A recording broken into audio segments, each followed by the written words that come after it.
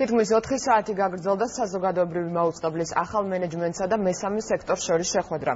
არასამთავრობო ორგანიზაციები არხის განვითარების გეგმით დაინტერესდნენ. შეხვედრა ძირითადად კითხვა-პასუხის რეჟიმში წარიმართა, თუმცა იყო პოლიტიკური ბრალდებებიც. ანი ბერუკაშვილი მუშაობს საზოგადოებრივ მაუწყებელში, ანი უფრო კონკრეტულად რა შინაარსის ბრალდებები ისმოდა არხის გენერალური დირექტორის მისამართით.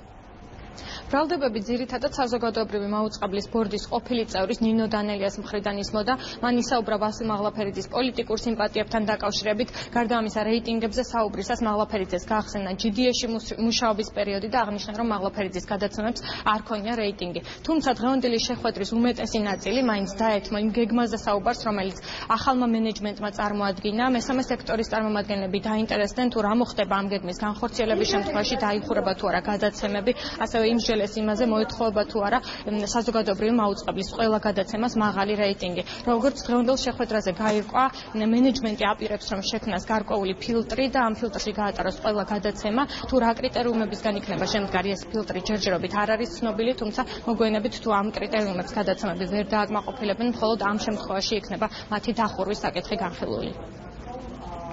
ჩვენი მთავარი კითხვა ალბათ ის იყო, რომ რატომ ხდება მხოლოდ საინფორმაციო შენარჩუნება და არა აი იმ რამოდენიმე გადაცემის მაინც, რომელიც როგორც თქვი, ძალიან საინტერესოა თავისი ფორმატით. არის კიდევ ისეთი საკითხები, რაც არის დაკავშირებული არჩევნებთან.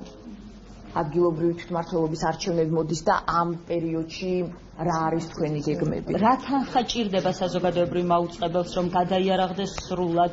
კონკრეტულად რამდენი ადამიანი უნდა შემცირდეს? ვის გაზდის ვადა კონტრაქტების? ვის უნდა შეუჩერდეს და აი ესე შემდეგ. ანუ არსებობს თუ არა ესეთი დოკუმენტი, თუ არსებობს, იქნება თუ არა ეს საჯარო. რაც ეს ფილტრი შეიქმნება და გადაცემები მხოლოდ ამ ჭრილში იქნება განხილული, ჩვენ წარმოგიდგენთ კიდე შემდეგ ნაბიჯს და ზუსტ ხედვას, რამდენ გადაცემას და კონკრეტულად რამდენ ადამიანს შეიძლება შეეხოს ცვლილებები, რამდენ ადამიანს და რამდენ გადაცემას ეს ცვლილებები არ შეეხება, როდიდან ამოქმედდება და რამდენი თანხა დაიზოგება. როდესაც საზოგადოებრივი მაუწყებელი აკეთებს ხარისხიან პროდუქციას და თქვენ ამბობთ და ამას აჩვენებს ყველა მთლელი, რომ რეიტინგი არ არის, იქნებ ეს იმ თანამშრომლებს კი არ მოკითხოთ. არავედ მოკითხოთ მენეჯმენტს, მოკითხოთ მარკეტინგის სამსახურს, სოციალური მარკეტინგი მაინტერესებს როგორი გაქვთ და დაიწყოთ სწორედ რეიტინგის არარსებობის სწორი მიზეზის იდენტიფიკაცია.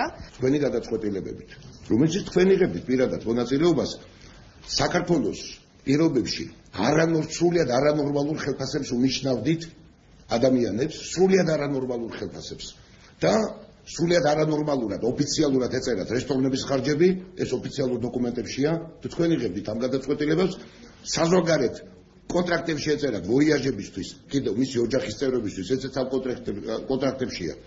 ეს არ არის დახურული მასალა. დღეს არხის გენერალურმა დირექტორმა რეიტინგებთან დაკავშირებითაც ისაუბრა, მან განაცხადა, რომ მიზანი მათი არის, რომ საზოგადოებრივ მაუწყებელს ჰქონდეს 15%-იანი რეიტინგი და იმ შემთხვევაში თუ კი მათ მიერ წარმოდგენილი გეგმა განხორციელდება და მაუწყებელს 15%-იანი რეიტინგი არ ექნება, მაღლაფერიძე აცხადებს, რომ ის მზად არის გადადგეს და ამ შემთხვევაში ეს იქნება მხოლოდ მენეჯმენტის პასუხისმგებლობის საკითხი. შეხვედრა ამ წუთებში დასრულებულია. შეხვედრის შემდეგ მესამე სექტორის წარმომადგენლები აცხადებდნენ, რომ მათ მაინც ვერ მიიღეს ზოგიერთ შეკითხვაზე მკვეთრი პასუხი, ისინი დაელოდებიან მომდევნო შეხვედრას, რომელიც სავარაუდოდ მას შემდეგ გაიმართება, როდესაც ცნობილი იქნება თუ როგორი იქნება ფილტრი, რომლის მიხედვითაც შეაფასებენ გადაცემებს.